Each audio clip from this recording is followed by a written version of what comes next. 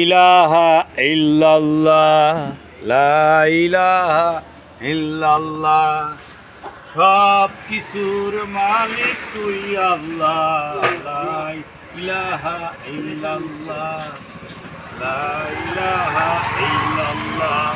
রাত্রিবেলা দোকানদারি করি ভাই, অনেক টাকা দেনা তো এনে রাতে রাতে কাঁচামালের দোকানদারি করি। আপনারা সবাই আইসেন, ঠিক আছে? দোকানের নাম জাকির এন্টারপ্রাইজ। আমি কালাম ভাই, আমি তো রাত্রে রাত্রে করি, জাকির দিনের বেলা করে। আর হইলো